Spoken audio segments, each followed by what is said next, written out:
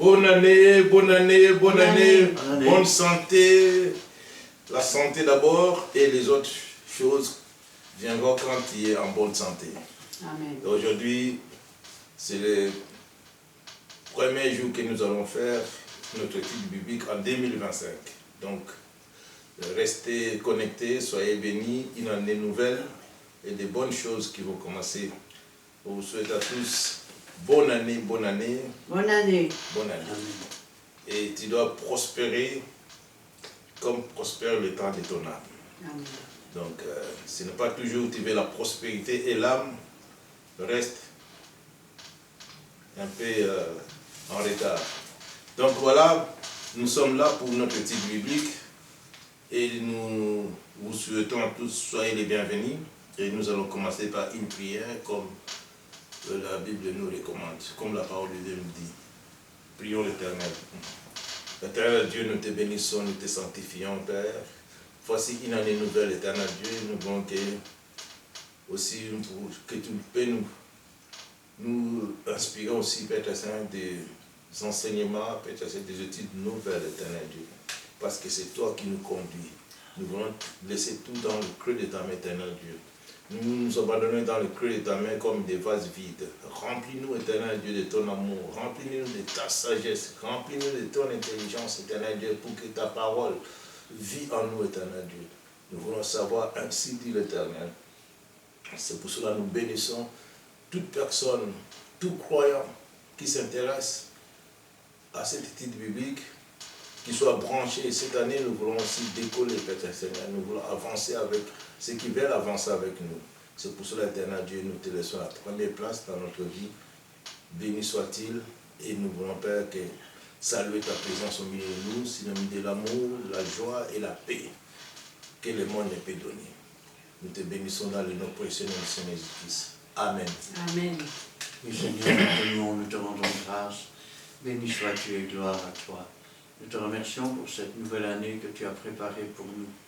Daigne à bénir, Seigneur, qu'elle soit féconde, qu'elle puisse faire fructifier, Seigneur, ceux qui entendront les prédications, et que toute la grâce t'en revienne. Gloire au Père, gloire au Fils, et gloire au Saint-Esprit. Amen. Amen. Oui, Père éternel, sois loué, sois béni, sois glorifié, ô mon Dieu. Merci de nous réunir sous ton saint regard pour cette étude biblique, la première de cette année 2025. Merci Seigneur pour ta présence et ton amour, ta bonté infinie de chaque jour, ta miséricorde et ta compassion. Merci pour tout ce que tu as fait pour nous en 2024. Mais nous nous attendons à toi Seigneur, car nous voulons encore plus Seigneur, car tout est possible avec toi Seigneur. Remplis-nous, Seigneur, de ton amour. Utilise-nous comme un instrument béni entre tes mains bénies, afin, Seigneur, de faire ta volonté dans toutes les circonstances de la vie qui se présentent à nous. Merci, Seigneur, car c'est toi qui tiens notre main faible dans ta main puissante. C'est toi qui guides nos pas dans tes empreintes. Et merci, Père éternel, car tu veux ce qu'il y a de meilleur pour chacun de nous. Bénis tes serviteurs présents, oins-les, Seigneur, de ton Saint-Esprit. Protège-les des méchants et des orgueilleux. Visite aussi, Seigneur, tous ceux qui te sont fidèles à travers les réseaux sociaux. Bénis-les, Seigneur, travaille leur cœur, afin que durant cette année nouvelle, ils puissent, Seigneur, t'accepter comme Sauveur et Maître. Merci, Seigneur, pour tout ce que tu feras dans le beau nom de Jésus-Christ. Amen. Amen. Nous voici commencer une année comme Dieu veut. Parce que Dieu fait ce qu'il veut. Donc, on vous souhaite encore bonne année. Et quant à nous, nous allons commencer cette année avec vraiment un titre qui va vous plaire. Qui va vous plaire plutôt. Mais pour ça, je vais peut-être brûler les étapes pour vous annoncer encore les adresses à laquelle vous pouvez trouver sur YouTube les autres vidéos qui sont déjà sur le terrain. Donc voici, sur YouTube, ce sont l'un des réseaux sociaux, vous allez trouver Christian Denso. Il y a des vidéos, presque plus de 400 vidéos, qui peuvent vous renseigner beaucoup de choses. Si vous ne comprenez pas, posez des questions. Et comme nous avons répondu à quelqu'un, un Américain qui avait posé, c'était en anglais, donc nous avons eu le temps de répondre sur la perversité. Et nous aussi, nous vous donnons vraiment l'occasion cette année, l'opportunité de nous aider à poser des questions, et des questions nous allons en faire aussi notre étude biblique. Donc Christian Delso sur YouTube. Delso c'est D-E-L-S-A-U-X. Et sur le terrain, vous pouvez venir à Montigny-Sissambre. Nous sommes une église, la Fraternité évangélique des Pentecôtes, Péniel. Et l'adresse est 55 rue Paul Johnson. Et nous sommes à Montigny-Sissambre, 60-61 comme code postal. Et aujourd'hui, nous allons vous parler de la rédemption, pasteur Christian.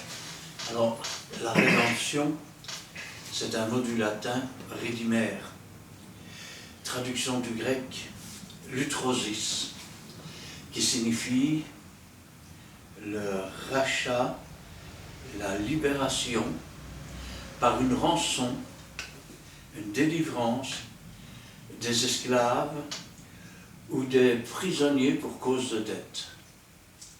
Alors, sans attendre, on va commencer par notre premier passage. Nous sommes dans l'Exode, chapitre 13, versets 11 à 16. Nous lisons la parole de Dieu dans le livre d'Exode, chapitre 13, versets 11 à 16. Quand l'Éternel t'aura fait entrer dans le pays des Cananéens, comme il l'a juré à toi et à tes pères, et qu'il te l'aura donné, tu consacreras à l'Éternel ton premier-né, même tout premier-né des animaux que tu auras. Les mâles appartiennent à l'Éternel. Tu rachèteras avec un agneau tout premier-né de l'âne, et si tu ne le rachètes pas, tu lui briseras la nuque. Tu rachèteras aussi tout premier-né de l'homme parmi tes fils. Et lorsque ton fils te demandera un jour, que signifie cela? Tu lui répondras, par sa main puissante, l'Éternel nous a fait sortir d'Égypte et de la maison de la servitude, et comme Pharaon s'obstinait à ne point nous laisser aller, l'Éternel fit mourir tous les premiers-nés dans le pays d'Égypte, depuis les premiers-nés des hommes jusqu'aux premiers-nés des animaux. Voilà pourquoi j'offre en sacrifice à l'Éternel tout premier-né des mâles, et je rachète tout premier-né de mes fils. Ce sera comme un signe sur ta main et comme des frontons entre tes yeux, car c'est par sa main puissante que l'Éternel nous a fait sortir d'Égypte. Amen. Lorsqu'Israël est sorti d'Égypte, la première Pâque, qui était l'image aussi de Christ notre Pâque, on peut dire que l'ange de la mort devait passer au-dessus de l'Égypte. Or, tout pécheur meurt. Et tout premier-né devait mourir. Mais une rançon a été payée.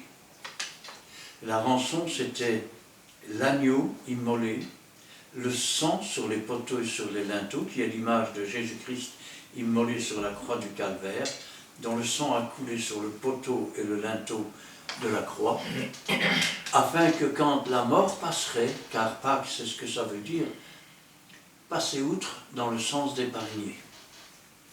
Et ainsi, comme tous les premiers-nés d'Égypte sont morts, Dieu s'est acquis en échange tous les premiers-nés d'Israël. C'est la raison pour laquelle tout premier-né des animaux devait être racheté et tout premier-né de l'homme devait être racheté. Et quand je pense à cela, je dis, voilà, on peut dire, la première forme de rédemption. Une caution est payée, c'est l'agneau, pour racheter le peuple d'Israël. Israël signifie lutteur avec Dieu, de même que l'agneau est offert pour racheter tous les lutteurs avec Dieu. Et comme on avait été racheté, Dieu nous demande de racheter aussi. Je vais le dire autrement. Comme Dieu avait fait mourir tous les premiers-nés d'Égypte, il s'est acquis tous les premiers-nés d'Israël. Et donc Israël devait racheter les premiers-nés. De même, comme nous avons été rachetés par le sang de Christ, nous devons nous racheter dans notre conduite. Et ainsi, de par un changement de vie complète, nous devons, je vais dire, en quelque sorte, remercier. Le psalmiste disait, « Comment rendrai-je à l'Éternel tous ses bienfaits ?» Eh bien, il suffit simplement de suivre ses commandements, ses préceptes, et de l'aimer de tout son cœur, de tout son être et de toute sa pensée. Amen. Alors, le rachat du peuple, ce rachat en question, à quoi il a servi la première fois? On pourrait se poser la question. Parce que bon, on apporte de l'argent, et à quoi ça a servi cet argent? Alors, c'est ce qu'on va voir ici dans Exode, chapitre 30, versets 11 à 16. Nous lisons la parole de Dieu dans le livre d'Exode, chapitre 30, les versets 11 à 16. L'Éternel parla à Moïse et dit, « Lorsque tu compteras les enfants d'Israël pour en faire le dénombrement, chacun d'eux payera à l'Éternel le rachat de sa personne, afin qu'il ne soit frappé d'aucune plaie lors de ces dénombrements. Voici ce que donneront tous ceux qui seront compris dans le dénombrement. Un demi-cycle selon le cycle du sanctuaire, qui est le 20 guéras. Un demi-cycle sera le don prélevé pour l'Éternel.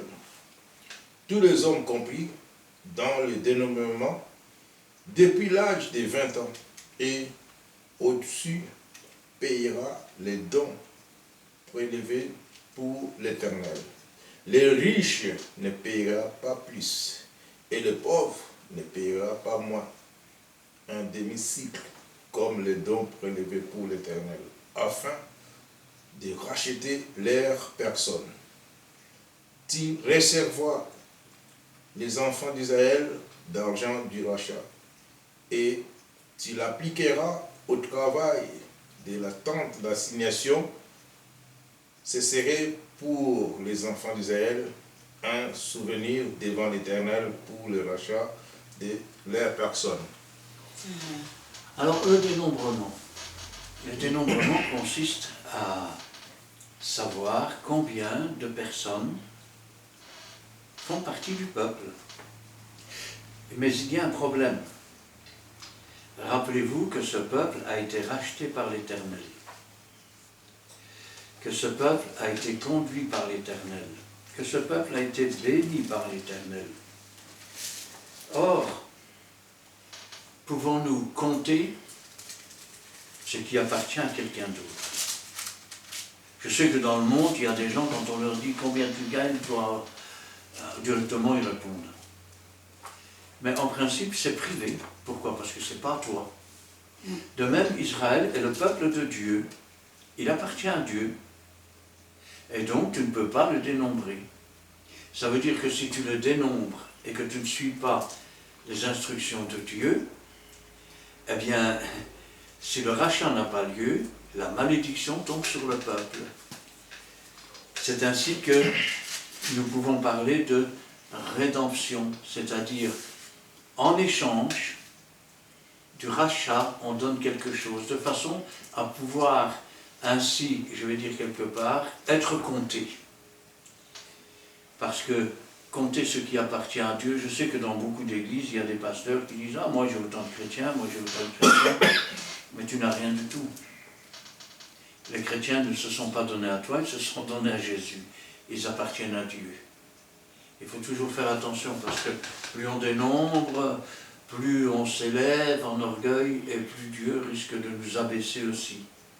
Alors,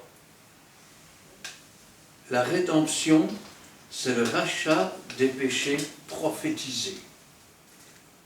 Et nous sommes dans le psaume chapitre 130, versets 7 et 8. Nous lisons la parole de Dieu dans le livre des psaumes 130, versets 7 à 8. Israël, mets ton espoir en l'Éternel, car la miséricorde est auprès de l'Éternel, et il multiplie les délivrances. C'est lui qui rachètera Israël de toutes ses iniquités. Amen. Traduction originale. Israël, mets ton espoir en l'Éternel. Car sa miséricorde, c'est-à-dire le pardon qu'il offre aux coupables, est auprès de l'Éternel. Et la rédemption, c'est-à-dire le rachat du peuple, en échange, je vais dire, de quelque chose. La rédemption est auprès de lui en abondance. C'est lui qui rachètera Israël de toutes ses iniquités. Ainsi, quand l'homme, dans le jardin d'Éden, a préféré croire la voix du serpent, du dragon des derniers temps, de Satan, de Lucifer, de tous les noms que vous pouvez lui donner, quand il a préféré écouter cela plutôt que la voix de Dieu, il s'est vendu lui-même au diable. Et donc, il fallait et il faut le racheter. Mais pour le racheter, ce n'est pas seulement l'homme qu'il faut acheter, il faut racheter son âme. Il faut racheter son esprit. Il faut racheter son corps. Et pour cela, il faut donner un prix en échange des iniquités. C'est-à-dire que quelqu'un doit payer pour le péché. Or, le péché est entré par un homme, par la désobéissance. Il faut donc que le rachat ait lieu par un homme, de la même nature qu'un homme, mais qui n'a pas hérité du péché, qui soit pur, parfait, sans tache. C'est ce que le Seigneur Jésus a fait pour chacun d'entre nous. La prédication de la rédemption accomplie. Nous sommes dans Romains, chapitre 3, versets 21 à 30. Nous lisons la parole de Dieu dans les livres des Romains, chapitre 3, le verset 21 à 30. Mais maintenant, sans la loi est manifestée la justice de Dieu à laquelle rendent témoignage la loi et le prophète. Justice de Dieu par la foi en Jésus-Christ pour tous ceux qui ont, pour tous ceux qui croient. Il n'y a point de distinction, car tous ont péché et sont privés de la gloire de Dieu. Et ils sont gratuitement justifiés par sa grâce, par les moyens de la rédemption qui est en Jésus-Christ. C'est lui que Dieu a destiné par son sang et à être pour ceux qui croient victime propitiatoire afin de montrer sa justice parce qu'il avait laissé impuni le péché commis auparavant. Au temps de sa patience, enfin, dis-je,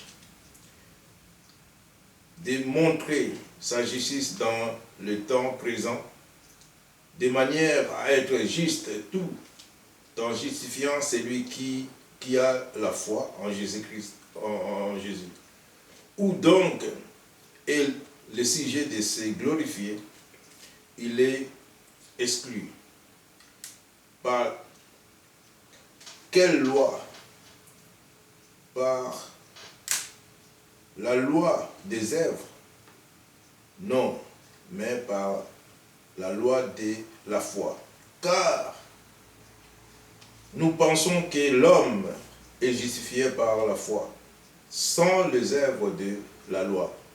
Ou bien Dieu est-il seulement le Dieu des Juifs? Ne l'est-il pas aussi le Dieu des païens? Oui, il est aussi des païens. Puisqu'il y a un seul Dieu qui justifiera par la foi les circoncis et par la foi les incirconcis. Amen. Alors,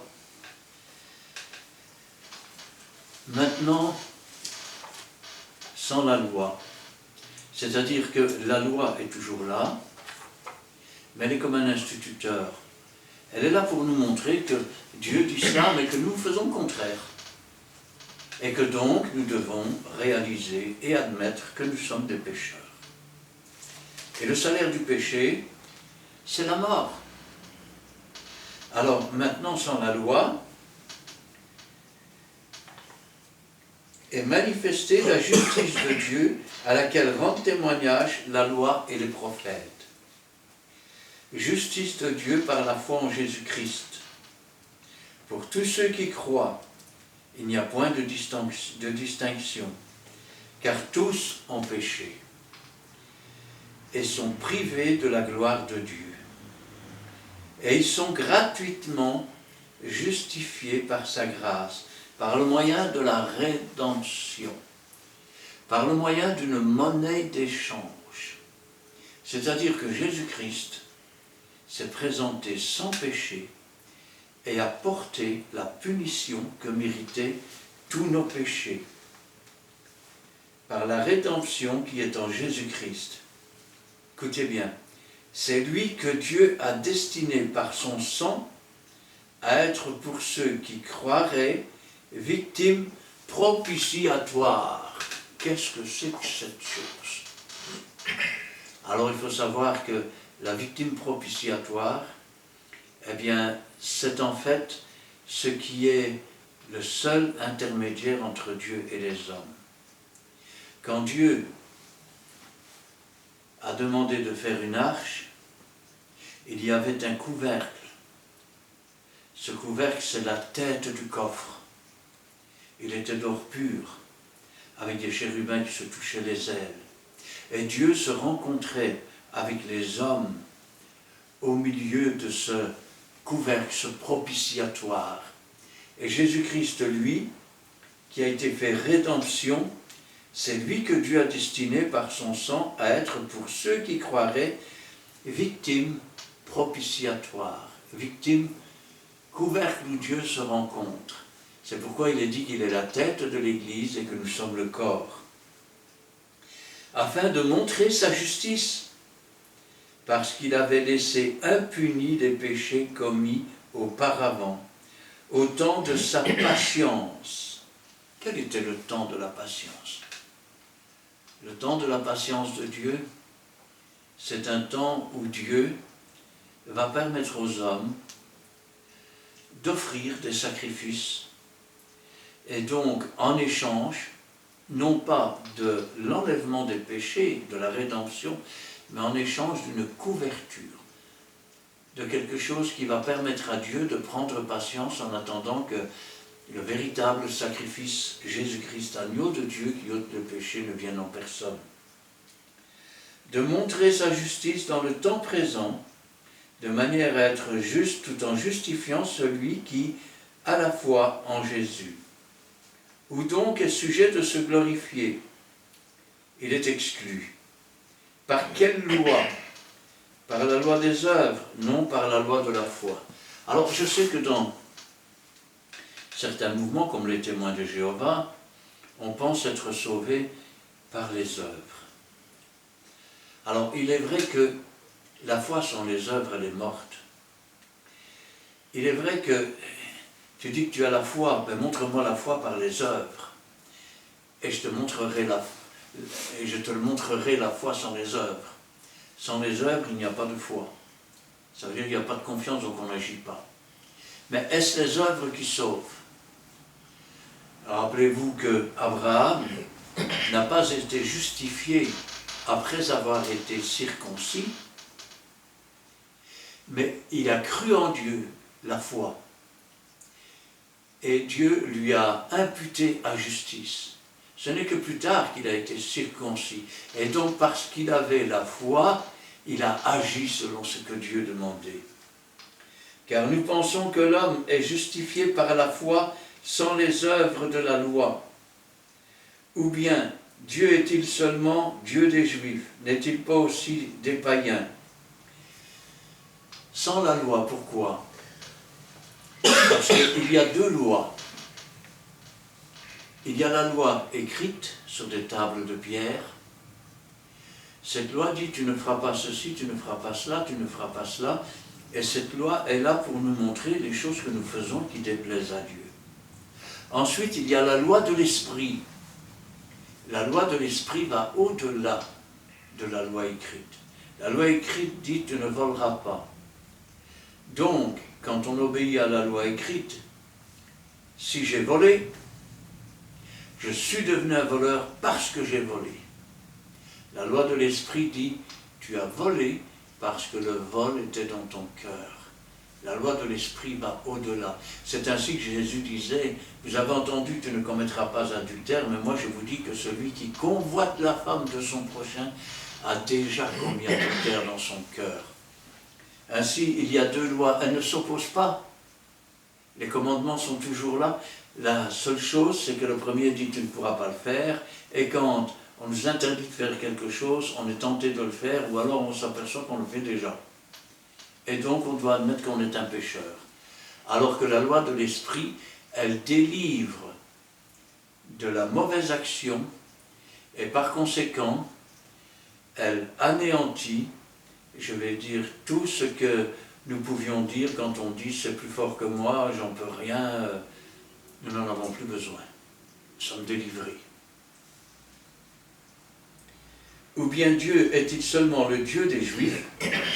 N'est-il pas aussi des païens? Oui, il l'est aussi des païens, puisqu'il y a un seul Dieu qui justifiera par la foi les circoncis et par la foi les incirconcis. Alors, est-ce la foi qui justifie quelque part? Pas n'importe quelle foi. C'est la foi dans le sacrifice rédemptoire de celui qui est sacrifice propitiatoire, celui qui est le seul, je vais dire, médiateur entre Dieu et les hommes, Jésus-Christ. Alors, la rédemption, c'est-à-dire l'échange du sacrifice du sang versé de Jésus-Christ pour effacer nos péchés, nous délivrer, c'est aussi l'adoption, c'est-à-dire être adopté par Dieu. Et là, nous sommes dans Romains, petit instant, aide-moi un peu. Chapitre 8, verset 16 à 23. Chapitre 8, verset 16 à 23. Nous lisons la parole de Dieu dans le livre aux Romains, chapitre 8, versets 16 à 23. L'Esprit lui-même rend témoignage à notre esprit que nous sommes enfants de Dieu. Or, si nous sommes enfants, nous sommes aussi héritiers, héritiers de Dieu et co-héritiers de Christ, si toutefois nous souffrons avec lui, afin d'être glorifiés avec lui. J'estime que les souffrances du temps présent ne sauraient être comparées à la gloire à venir qui sera révélée pour nous. Aussi, la création attend-elle avec un ardent désir la révélation des fils de Dieu. Car la création a été soumise à la vanité, non de son gré, mais à cause de celui qui l'y a soumise, avec l'espérance qu'elle aussi sera affranchie de la servitude de la corruption, pour avoir part à la liberté de la gloire des enfants de Dieu. Or, nous savons que, jusqu'à ce jour, la création tout entière soupire et souffre les douleurs de l'enfantement. Et ce n'est pas elle seulement, mais nous aussi, qui avons les prémices de l'Esprit, nous aussi nous soupirons en nous-mêmes en attendant l'adoption, la rédemption de notre corps. Qu'est-ce qu'on nous dit? On nous dit que l'Esprit de Dieu nous fait connaître que nous sommes devenus des enfants de Dieu, que nous avons été adoptés. Et comme nous sommes des enfants de Dieu, nous sommes des héritiers de Dieu. Et donc, comme Jésus-Christ est le grand héritier, on pourrait dire le grand patriarche, eh bien, nous devenons co-héritiers avec Jésus-Christ de toutes les promesses qui sont dans la Bible.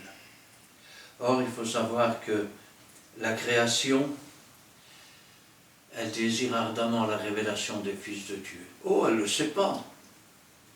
Parce que l'homme est comme cela, il cherche. Il est un peu comme un aveugle, il tâtonne. Oh, je voudrais bien ça, mais quand il a ça, il n'est pas content. Ah non, alors je voudrais bien ça. Alors quand il a ça, il n'est pas content. Dans tout ce que l'homme cherche, que ce soit la richesse, que ce soit les plaisirs du monde, que ce soit, je vais dire, enfin, tout ce qu'on peut imaginer, ils ne le savent pas, mais ce qu'ils cherchent, c'est Dieu. Parce que toutes ces choses ne peuvent pas remplir le cœur d'un homme. Dieu a créé l'homme pour l'habiter. C'est seulement quand l'homme est rempli du Saint-Esprit qu'il est enfin comblé et qu'il peut dire « j'en ai plus besoin ». Paul disait « j'ai appris à vivre dans la richesse, dans la pauvreté, dans la santé, dans la maladie ». Et quand je pense à cela, je dis « Seigneur, en toutes choses, c'est toi qui nous diriges. » Et si la création soupire après la révélation des fils de Dieu, c'est parce qu'elle souffre les douleurs de l'enfantement. Vous savez, quand une femme commence à enfanter, les douleurs sont de plus en plus grandes. Et plus la douleur est grande, et plus la tentation devient grande de crier vers Dieu. Et une fois que l'on crie vers Dieu, quand un malheureux crie, l'Éternel entend. Amen. Il le délivre de ses tourments. Cette création qui aujourd'hui cherche à gauche, à droite, ne trouve rien, est toujours déçue, est toujours dans l'inquiétude, dans la crainte. Or, quand nous recevons la rédemption de notre âme, nous espérons et nous attendons la rédemption de nos corps. Ce que nous espérons, peut-on l'avoir? Si nous l'avons, ce n'est plus une espérance, c'est une possession. Et donc, nous avons et nous possédons la rédemption de notre âme. Et nous attendons, et ça c'est le langage de la foi, nous attendons la rédemption de notre corps lorsque Jésus-Christ apparaîtra sur les nuées. Alors,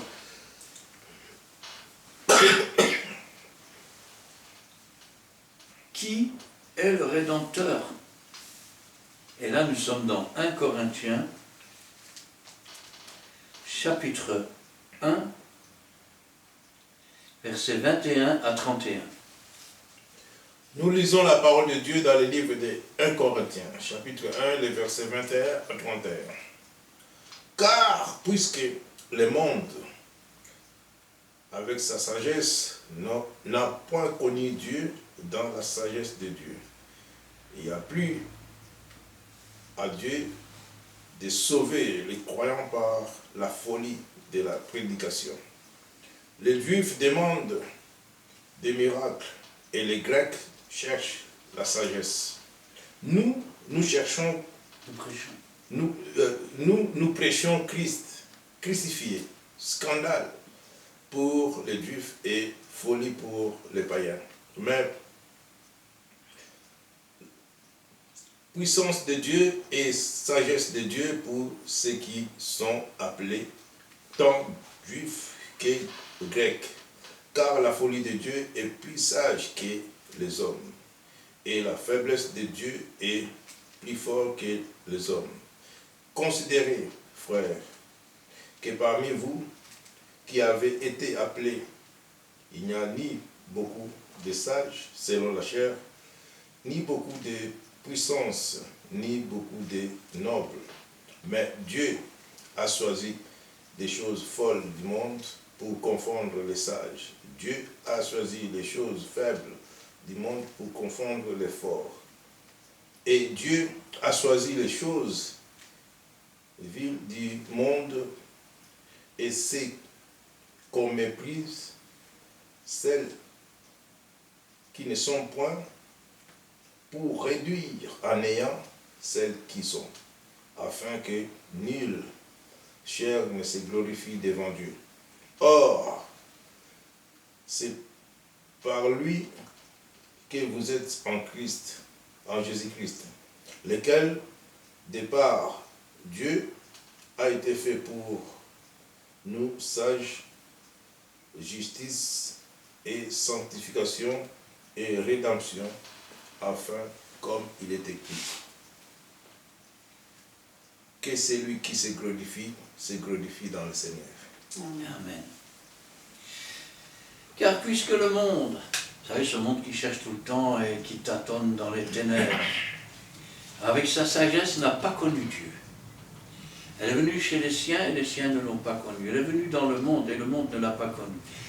Mais à tous ceux qui l'ont connue, elle a donné le pouvoir de devenir enfants de Dieu, lesquels ne sont pas nés ni de la volonté de la chair ni du sang, mais de Dieu. Car puisque le monde, avec sa sagesse, n'a point connu Dieu, dans sa sagesse, dans la sagesse de Dieu, il a plu à Dieu de sauver les croyants par la folie de la prédication. Les Juifs cherchent les miracles. Les Grecs cherchent la sagesse. Nous, nous prêchons Christ crucifié. Scandale pour les Juifs. Folie pour les païens. Mais puissance de Dieu et sagesse de Dieu pour ceux qui sont appelés tant juifs que grecs. Il y a beaucoup d'appelés et il y a peu d'élus. On ne naît pas chrétien. On naît en héritant des péchés de nos ancêtres. Et nous marchons dans la boue du péché. Jusqu'au jour où la prédication de l'évangile se fait entendre. L'évangile signifie bonne nouvelle. La prédication de la bonne nouvelle se fait entendre. Celle qui nous dit que Dieu nous a tant aimés qu'il a donné ce qu'il avait de plus cher et de meilleur, c'est-à-dire son propre Fils, afin que quiconque croit en lui ne périsse pas, mais qu'il ait la vie éternelle. Cette folie pour le monde est devenue, pour les appeler, une puissance de Dieu pour nous relever. Mais puissance de Dieu et sagesse de Dieu pour ceux qui sont appelés tant juifs que grecs. Car la folie de Dieu est plus sage que les hommes et la faiblesse de Dieu est plus forte que les hommes. Oh, mais moi je fais ce que je veux, j'arrête quand je veux. C'est des mots. On ne juge pas une personne d'après les mots qui sortent de sa bouche. Montre-moi les œuvres sans la foi, je te montrerai les œuvres par la foi. Amen. Considère, frères, que parmi vous qui avez été appelés, il n'y a ni beaucoup de sages selon la chair. Autrement dit, la sagesse de ce monde est une folie devant Dieu. Vous pouvez avoir une bonne religion, vous pouvez avoir une bonne politique, vous pouvez avoir une bonne philosophie, mais tout cela ne vaut rien devant la parole de Dieu. Amen. Ce ne sont que des bla bla bla bla bla. Et moi je pense que, et moi je crois que, et il paraît que, et on m'a dit que, et tout cela devant Dieu, c'est de la vanité. Vanité des vanités, tout est vanité. Car la folie de Dieu est plus sage que les hommes. la faiblesse de Dieu est plus forte que les hommes. Quand Jésus-Christ a été arrêté, ce ne sont pas les Juifs qui l'ont tué. Il aurait pu appeler une légion d'anges et tuer tous ses ennemis. Ce ne sont pas les Romains qui l'ont tué. Ils n'en avaient pas le pouvoir. Là aussi, il pouvait tout arrêter à n'importe quel moment. Il est Dieu. C'est nous qui l'avons tué. C'est par amour pour nous. Voyant que nous ne pouvions pas nous sauver, voyant que nous allions descendre dans le séjour des morts où il y a des pleurs et des grincements de dents, il a accepté d'être une victime expiatoire. Les prophètes disaient, nous l'avons considéré comme frappé, puni de Dieu. Cependant, ce sont nos iniquités qu'il portait. Il s'est chargé de nos péchés. Et il a pris tous nos péchés.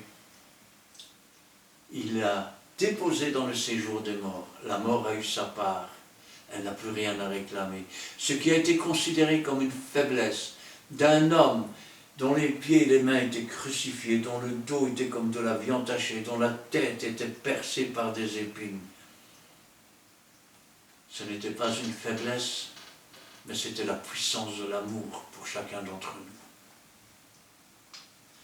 Considérez, frères, que parmi vous qui avez été appelés, il n'y a ni beaucoup de sages selon la chair, ni beaucoup de puissants, ni beaucoup de nobles, mais Dieu a choisi les choses folles du monde pour confondre les sages. Comment? Jésus, laissez-moi tranquille avec vos bêtises. Vous êtes fous. Dieu a choisi les choses folles du monde pour confondre les sages. Dieu a choisi les choses faibles du monde pour confondre les forts. Dieu a choisi des misérables pécheurs, des gens qui ne savaient pas résister au péché, des gens qui étaient faibles. Il les a délivrés, il les a relevés, et il en a fait des enfants de Dieu. Ce monde qui prétend être fort est toujours sous l'esclavage, dans le péché. Il est toujours sous la domination de Satan. Il se croit fort, mais en réalité, ce n'est qu'un esclave. Dieu a choisi les choses folles du monde pour confondre les sages. Dieu a choisi les choses faibles du monde pour confondre les fortes. Et Dieu a choisi les choses viles du monde et celles qu'on méprise, celles qui ne sont point pour réduire à néant, celles qui sont afin que nulle chair ne se glorifie devant Dieu. Ce que le monde considère comme vil, comme inutile, et que Dieu a donné, afin que nous ne nous glorifions pas selon la chair, que le moi disparaisse, que nous renoncions à nous-mêmes et que nous portions du fruit.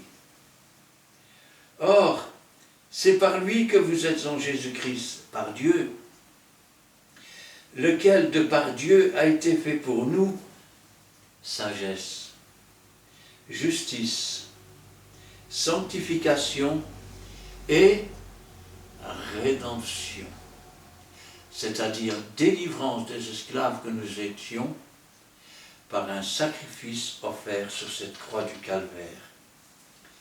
Christ est la rédemption, il est notre rançon. Éphésiens chapitre 1, versets 3 à 14. Nous lisons la parole de Dieu dans le livre des Éphésiens, chapitre 1, versets 3 à 14. Béni soit Dieu, le Père de notre Seigneur Jésus-Christ, qui nous a bénis de toutes sortes de bénédictions spirituelles dans les lieux célestes en Christ. En lui, Dieu nous a élus avant la fondation du monde, pour que nous soyons saints et irrépréhensibles devant lui, nous ayant prédestinés dans son amour à être ses enfants d'adoption par Jésus-Christ, selon le bon plaisir de sa volonté, à la louange de la gloire de sa grâce qu'il nous a accordée en son bien-aimé. En lui, nous avons la rédemption par son sang, la rémission des péchés, selon la richesse de sa grâce que Dieu a répandue abondamment sur nous par toute espèce de sagesse et d'intelligence, nous faisant connaître le mystère de sa volonté selon le bienveillant dessein qu'il avait formé en lui-même pour le mettre à exécution lorsque les temps seraient accomplis, de réunir toutes choses en Christ, celles qui sont dans les cieux et celles qui sont sur la terre. En lui, nous sommes aussi devenus héritiers, ayant été prédestinés, suivant la résolution de celui qui opère toutes choses d'après le conseil de sa volonté, afin que nous servions à la louange de sa gloire, nous qui d'avance avons espéré en Christ. En lui, vous aussi, après avoir entendu la parole de la vérité, l'évangile de votre salut, en lui vous avez cru et vous avez été scellés du Saint-Esprit qui avait été promis, lequel est un gage de notre héritage pour la rédemption de ceux que Dieu s'est acquis à la louange de sa gloire. Amen. Amen. Alors, béni soit Dieu le Père, notre Seigneur, de notre Seigneur Jésus-Christ, qui nous a bénis de toutes sortes de bénédictions. Il est dit, cherchez d'abord le royaume et la justice de Dieu, et toutes choses vous seront données en plus. Dans les lieux célestes en Christ.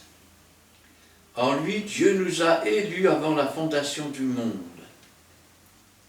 La qualité de Dieu, c'est d'être omnipotent. C'est-à-dire que pour lui, il connaît le passé, il connaît le futur, et il peut voyager dans tous les futurs possibles. Et avant qu'il ne fonde le monde, il a fait tous ces voyages. Il a étudié la façon dont on pourrait sauver un maximum d'âmes. Alors, dans chaque futur, ce n'était pas possible. Pourquoi? Parce que vous avez des gens qui peuvent être sauvés dans un futur, mais qui dans un autre futur n'auraient pas pu être sauvés. Alors dans cet autre futur, qu'est-ce que Dieu fait? Vu qu'il sait qu'il y avait la possibilité de ce salut, eh bien dans ce futur, il inscrit le nom de vie de celui qui sera perdu dans le nouveau futur, mais qui était sauvé dans l'ancien futur. Et avant qu'il ne puisse pécher, il coupe le fil de sa vie, pour qu'ainsi il puisse être sauvé, même dans le nouveau futur. Parfois on se dit, mais si Dieu existait, les enfants ne mourraient pas, Dieu les enlève avant que le péché ne les ait ternis, afin de pouvoir les faire asseoir dans son royaume. C'est ce que Jésus disait quand il disait, laissez venir à moi les petits-enfants, car le royaume des cieux leur appartient. Si vous ne devenez pas comme un petit enfant, vous n'entrerez pas. Ainsi, en lui nous avons été élus avant la fondation du monde, pour que nous soyons saints, irrépréhensibles devant lui. Aujourd'hui, nous voyons que nous avançons dans les derniers temps, parce que les derniers temps sont des temps d'apostasie, c'est-à-dire de l'abandon de la foi. On ne croit même plus dans certaines églises que l'on peut devenir saint et irrépréhensible devant Dieu. La nouvelle doctrine n'est pas « Dieu nous sauve, Dieu nous délivre, relevons-nous, marchons dans la sanctification ». La nouvelle doctrine consiste à dire « Nous sommes tous des pécheurs et nous faisons de mieux que nous pouvons. Repentez-vous, changez de vie, car le royaume des cieux s'est approché. » Amen. Nous ayant prédestinés dans son amour à être ses enfants d'adoption. Il n'y a pas de péché en Jésus-Christ. Il n'y a rien entre Christ et Bélial. Il n'y a rien entre Christ et Mammon. Il n'y a rien entre Christ et la débauche. Si nous sommes des enfants nés de nouveau, nous sommes alors purs, parfaits, sans tache. Tout disciple accompli est semblable à son maître. Jésus n'a jamais péché. Jésus n'a pas souillé son âme. Nous sommes ses enfants d'adoption par Jésus-Christ, selon le bon plaisir de sa volonté. Ça veut dire que non seulement c'est avec plaisir qu'il nous appelle, qu'il nous dirige vers Jésus et que Jésus a versé son sang pour nous, mais c'est encore selon sa volonté, c'est-à-dire c'est son désir, car il ne veut pas qu'aucun de nous ne se perde. À la louange de la gloire de sa grâce qu'il nous a accordée en son bien-aimé. En lui nous avons la rédemption. En Jésus-Christ, son bien-aimé, nous avons le pardon de nos péchés. Nous avons été rachetés. Jésus-Christ s'est offert comme prix de notre rançon. Nous avons la rédemption par son sang, la rémission des péchés selon la richesse de sa grâce, que Dieu a répandue abondamment sur nous, avec toute espèce de sagesse et d'intelligence. C'est Dieu qui donne la sagesse, c'est Dieu qui donne l'intelligence. Nous faisons connaître le mystère de sa volonté. Ne dites jamais « j'ai découvert Jésus », mais dites « Dieu s'est manifesté à moi et m'a fait connaître ». Car, je vais vous dire un secret, nous sommes bien trop petits et bien trop ignorants que pour comprendre et savoir ce qu'est Dieu. Mais Dieu, dans sa miséricorde et dans sa bonté, a envoyé son esprit pour nous conduire dans toute la vérité, c'est-à-dire pour nous conduire dans celui qui est le chemin, la vérité, la vie, qui est notre, je vais dire, notre rançon offerte sur cette croix pour la rédemption de nos péchés. Pour le mettre à exécution lorsque les temps seraient accomplis. Qu'est-ce qui retient l'Antéchrist de paraître?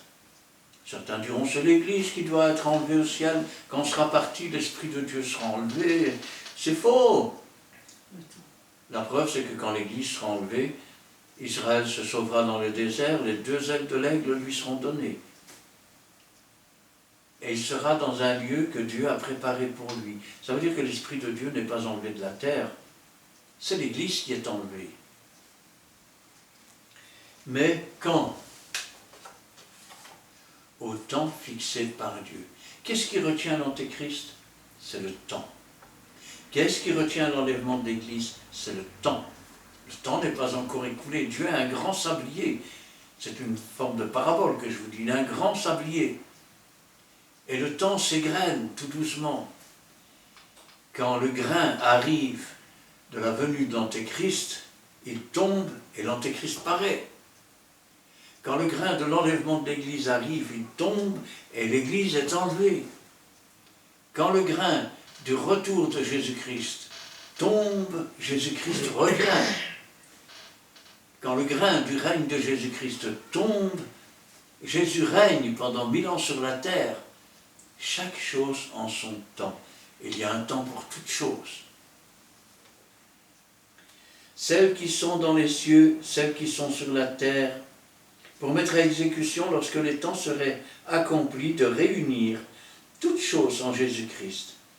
Celles qui sont dans les cieux, celles qui sont sur la terre. En lui, nous sommes aussi devenus héritiers, ayant été prédestinés. C'est-à-dire que Dieu, je vais dire, avant que la chose n'arrive, avait déjà tout préparé. Notre destinée était de rencontrer Dieu, parce que Dieu avait préparé cette rencontre. Ce n'est pas une chose qui est arrivée par hasard, c'est une chose que Dieu a voulu, minuter, préparer, patiemment et scientifiquement. Prédestiné suivant la résolution de celui qui opère toutes choses d'après le conseil de sa volonté. C'est-à-dire que c'était sa volonté que nous le rencontrions. Que nos noms étant ainsi inscrits dans le livre de vie avant la fondation du monde, nous acceptions et que nous marchions avec Dieu. Vous me direz pourquoi le nom des autres n'était-il pas inscrit, ceux qui vont descendre dans le séjour des morts? Parce que Dieu avait déjà visité tout leur futur et qu'il n'était pas possible de les racheter. Parce que leur cœur, quelles que soient les circonstances, même si Dieu change les temps et les circonstances, leur cœur demeurait vide, incrédule et méchant. Ayant été prédestinés suivant la résolution de celui qui opère toutes choses, d'après le conseil de sa volonté, afin que nous servions à la louange de sa gloire, nous qui d'avance avons espéré en Christ.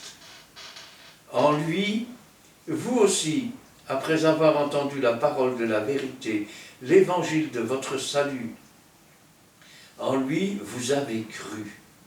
Pourquoi avons-nous cru? Parce que Dieu a envoyé son esprit qui nous a convaincus de péché, de justice, de jugement. Et vous avez été scellés du Saint-Esprit. Vous savez, nous sommes une lettre lue et vue de tous les hommes. Et pourtant, notre vie est cachée avec Jésus-Christ. Pourquoi? Parce que le Saint-Esprit a mis son scellé. Mais quand Christ paraîtra, alors notre vie paraîtra aussi.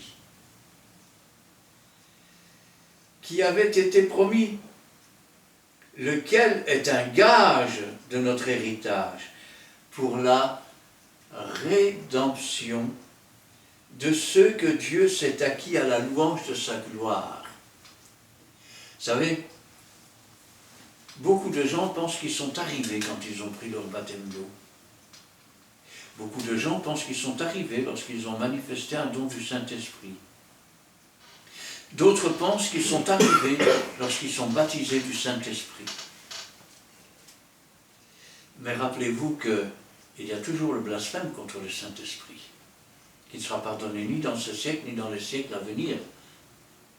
Et que si quelqu'un goûte au don de l'Esprit et qu'ensuite il se détourne, il n'y a plus de sacrifice pour lui. Ainsi donc, les véritables, ce sont ceux qui seront transformés en un instant, ce sont ceux dans le corps desquels habite l'Esprit de Dieu, lequel, de par la volonté de Dieu, rendra la vie à nos corps mortels, et ainsi la résurrection aura lieu et la rédemption de nos corps. Et quand je pense à cela, je dis quand même, Seigneur, c'est quelque chose de fabuleux. Alors, nous continuons, et maintenant nous sommes dans Éphésiens, chapitre 4, le verset 26 à 32.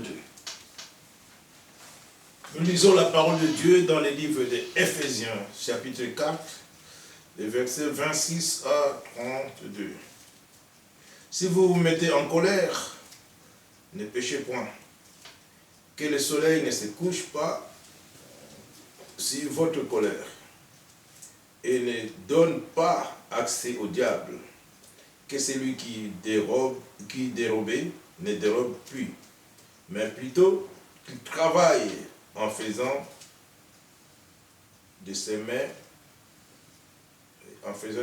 ce qui est bien, pour avoir de quoi donner à celui qui est dans les besoins. Qu'il ne sorte de votre bouche aucune parole mauvaise, mais qu'il y a lieu quelques bonnes paroles qui servent à l'édification et à communiquer une grâce à ceux qui l'entendent. N'attristez pas le Saint-Esprit de Dieu, par lequel vous avez été scellés pour le jour de la rédemption. Que toute amertume, toute amosité, toute colère, toute clameur, toute calomnie et toute espèce de méchanceté disparaissent du milieu de vous. Soyez bons les uns envers les autres, compatissants, vous pardonnant réciproquement comme Dieu vous a pardonné en Christ. Amen. Si vous vous mettez en colère, ne péchez point. Autrement dit, si vous vous mettez en colère, ne profitez pas de cette colère pour faire des choses mauvaises. Que le soleil ne se couche pas sur votre colère. Autrement dit, vous ne savez pas ce qu'un jour peut engendrer. Si vous vous couchez avec la colère et la haine, vous ne pourrez pas entrer dans le jardin de Dieu. Et vous perdrez votre salut. Ne donnez pas accès au diable. Quand on se met en colère, on donne accès au diable. Que celui qui dérobait, celui qui volait, ne vole plus, ne dérobe plus, mais plutôt qu'il travaille en faisant de ses mains ce qui est bien, pour avoir de quoi donner à celui qui est dans le besoin. Autrement dit, tous ces gens qui s'enrichissent sur le dos des pauvres, les arrivistes qu'on appelle ça, je les plains, car Dieu dit arrêtez de dérober. Tous ces ministres qui détournent l'argent de l'État, arrêtez de dérober. Tous ces patrons qui volent le salaire des ouvriers, ou les employés qui volent les primes, arrêtez de dérober. Et travaillez de vos mains, faites ce qui est bien. Amen. Comme ça, vous pourrez donner à celui qui est dans le besoin. Alors, nous péchons tous d'une manière ou d'une autre. C'est marqué dans la Bible. Celui qui marche selon l'Esprit de Dieu ne pêche pas, c'est marqué aussi dans la Bible. Qu'il ne sorte de votre bouche aucune parole mauvaise, mais s'il y a lieu, quelques bonnes paroles qui servent à l'édification et communiquent une grâce à ceux qui l'entendent. N'attristez pas le Saint-Esprit de Dieu par lequel vous avez été scellés pour le jour de la rédemption. Vous savez pourquoi vous êtes baptisés du Saint-Esprit? Pourquoi vous êtes scellés par le Saint-Esprit?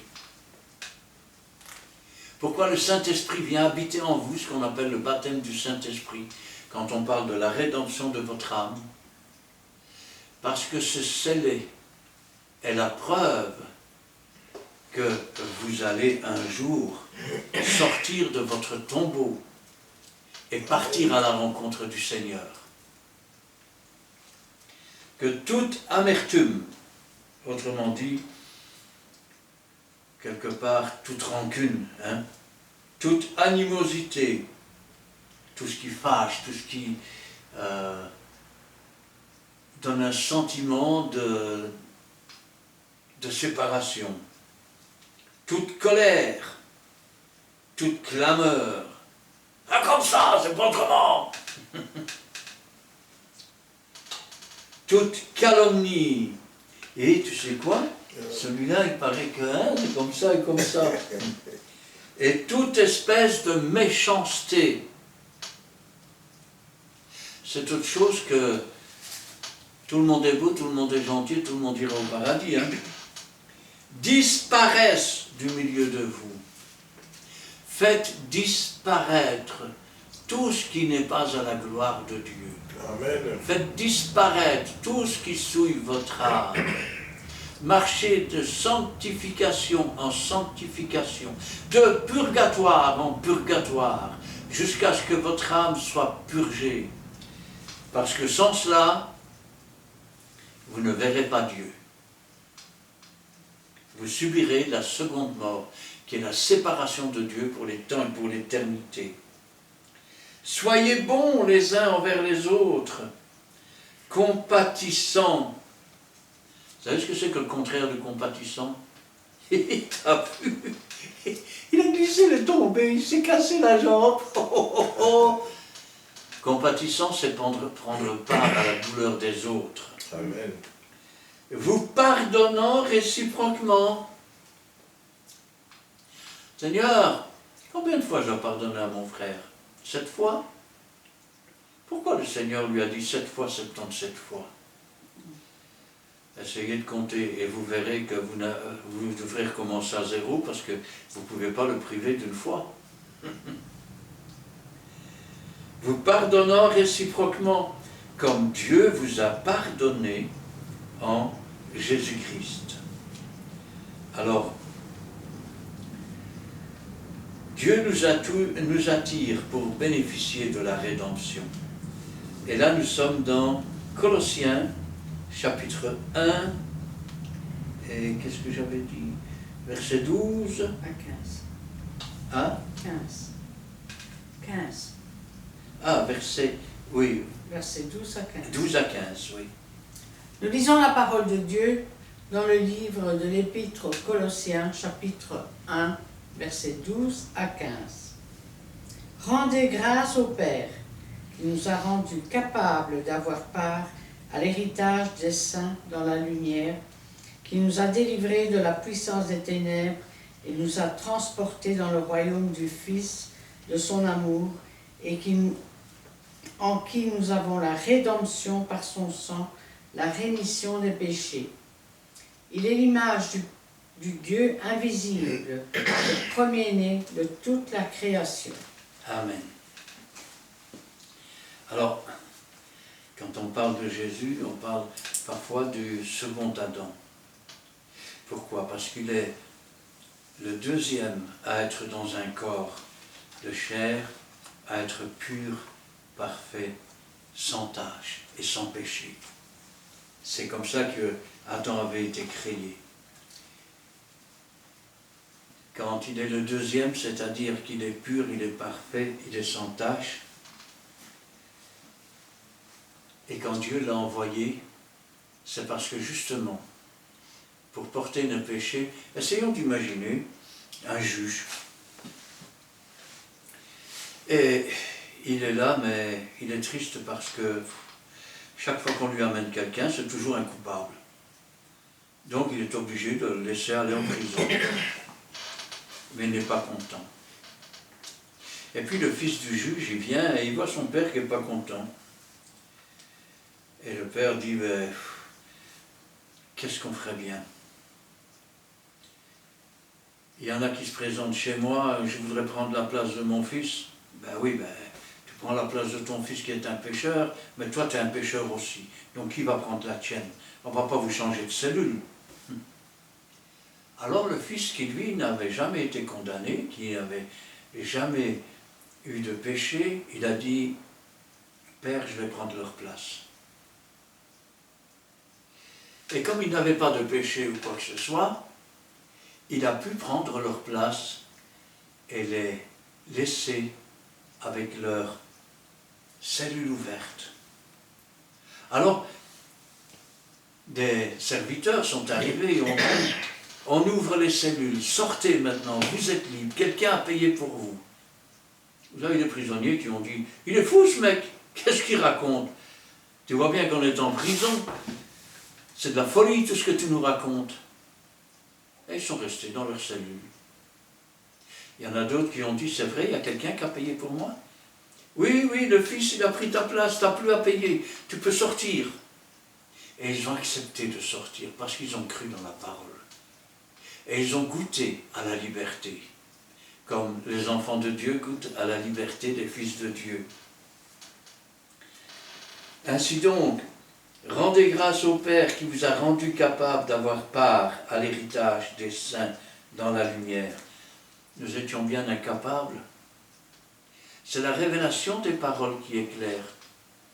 Ce n'est pas nous qui avons découvert la révélation, mais c'est Dieu qui a révélé cette parole à nos esprits, afin que nous puissions la comprendre. Il l'a fait par son esprit, afin que nous puissions l'accepter, afin que nous puissions la mettre en pratique.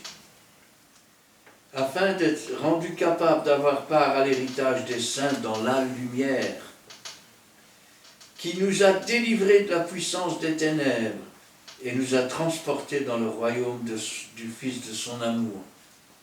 Et nous a délivrés de l'ignorance du diable et de sa cruauté, de sa méchanceté, pour nous amener à celui qui est la véritable lumière qui éclaire tout homme dans le monde, afin que nous sortions des ténèbres.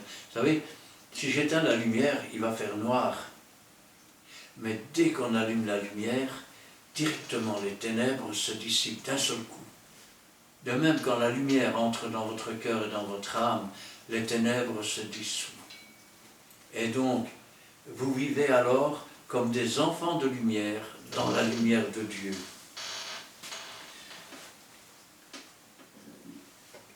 Dans le royaume du Fils de son amour, en qui nous avons la rédemption, en qui nous avons obtenu, de par son sacrifice, de par son offrande, la rédemption, c'est-à-dire le rachat de nos âmes, le rachat de nos corps, afin qu'un jour nous puissions rentrer à la maison. Maison dont nos pères ont été chassés comme des malpropres à cause de leurs péchés. La rémission des péchés. Il est l'image du Dieu invisible. Je voudrais que vous compreniez une chose. Jésus-Christ est l'image du Dieu invisible.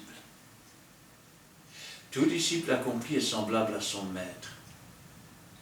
L'Église est donc l'image du Dieu invisible. C'est-à-dire que ce Dieu invisible qui habite en nous, ce n'est pas nous qui agissons, mais c'est lui qui agit. Et ainsi, nous sommes l'image de ce Dieu invisible. Et quelqu'un qui marche sans Dieu, qui marche dans les ténèbres, il est en fait l'image du diable invisible. Il est l'image du Dieu invisible, le premier-né de toute la création. Il est le premier en toutes choses. Quand on dit qu'il est le premier-né, c'est une invitation. Quand vous avez un premier de classe, vous avez aussi un deuxième, non? Dieu nous invite à marcher dans les traces de son Fils, afin que nous fassions les œuvres qu'il a faites et que nous en fassions de plus grandes, afin que nous marchions sur les scorpions et sur les serpents. Dieu ne fait pas de nous des faibles, il fait de nous l'image du Dieu invisible. Adam avait été créé à l'image de Dieu. En entrant dans le péché, il est devenu à l'image de son maître, un animal, une bête. Et Dieu veut nous rendre cette humanité. Il veut que nous portions, après avoir porté l'image du péché, il veut que nous portions l'image de son Fils bien-aimé. Alors, le sang de Jésus, c'est ce qui nous apporte la rédemption. Nous terminerons d'ailleurs par là. Nous sommes dans Hébreux, chapitre 9, le verset 11 à 22. Nous lisons la parole de Dieu dans le livre de Hébreux, chapitre 9, verset 11 à 22. Mais Christ est venu comme un souverain sacrificateur des biens à venir. Il a traversé le tabernacle plus grand et plus parfait, qui n'est pas construit des mains d'hommes, c'est-à-dire qui n'est pas de cette création. Il est entré une fois pour toutes dans le lieu très saint, non avec le sang de bouc et de veau, mais avec son propre sang, ayant obtenu une rédemption éternelle. Car si le sang des taureaux et des boucs et la cendre d'une vache répandue ceux qui sont souillés, sanctifiés et procurent la pureté de la chair, combien plus le sang du Christ, qui par un esprit éternel s'est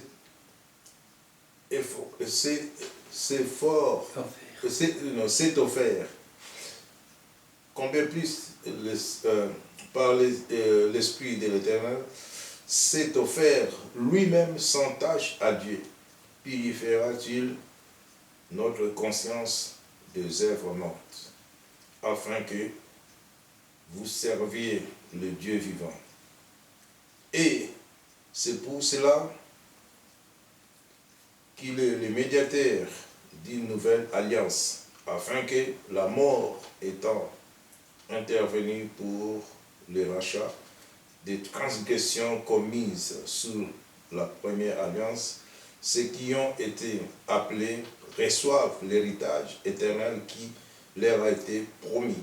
Car là où il y a un testament, il est nécessaire que la mort du testataire soit constatée. Un testament, en effet, n'est valable qu'en cas de mort, puisqu'il n'y a aucune force tant que le testataire vit. Voilà pourquoi c'est avec le sang que même la première alliance fut inaugurée. Moïse, après avoir prononcé devant tous les peuples, tous les commandements de la loi, prit le sang des veaux et des boucs avec de l'eau, de la laine écarlate et de l'hysope, et il fit l'aspersion sur le livre lui-même et sur tous les peuples en disant: ceci est le sang de l'alliance que Dieu a ordonné pour vous. Il fit pareillement l'aspersion avec le sang sur les tabernacles et sur tous les ustensiles du culte. Et presque tout, d'après la loi, est purifié avec le sang. Et sans l'effusion du sang, il n'y a pas de pardon. Amen. Christ est venu, souverain sacrificateur des biens à venir.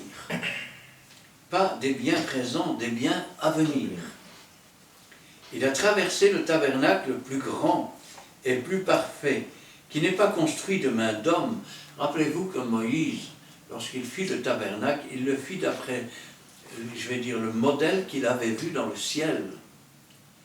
Ainsi, Aaron officiait dans le tabernacle qui était sur la terre. Mais quand Jésus est mort, quand il est devenu souverain sacrificateur des biens à venir, il a traversé non pas le tabernacle de Moïse, mais le véritable que Moïse avait vu, d'après lequel il avait fait le modèle. N'est pas construit de main d'homme, c'est-à-dire qu'il n'est pas de cette création.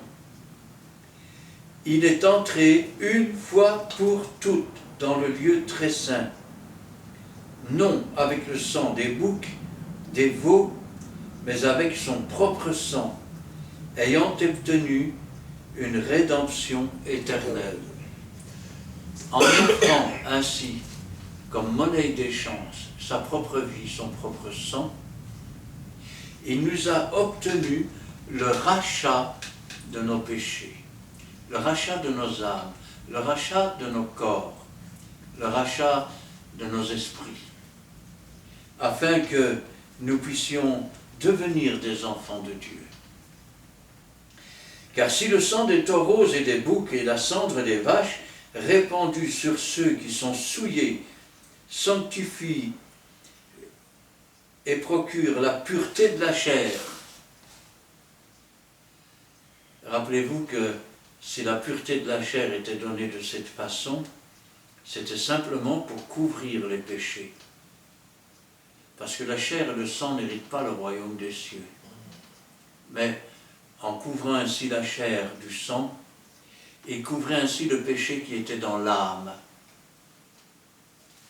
Combien plus le sang de Christ, qui par un esprit éternel s'est offert lui-même, sans tache à Dieu, purifiera-t-il votre conscience des œuvres mortes, afin que vous serviez le Dieu vivant. Il nous parle de conscience ici.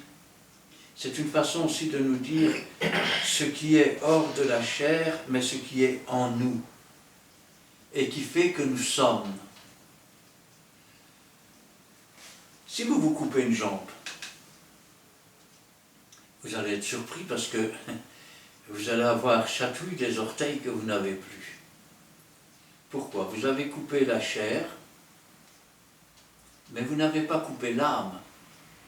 C'est la raison aussi pour laquelle, lorsque la résurrection aura lieu, peut-être tu auras été sommé infirme, mais tu ressusciteras plein de force. Parce que ton âme, on ne peut pas l'amputer. Et ton âme, c'est ce qui remplit tout ce qui constitue cette chair, ces os, ce corps. Alors, mais il est entré une fois pour toutes dans le lieu très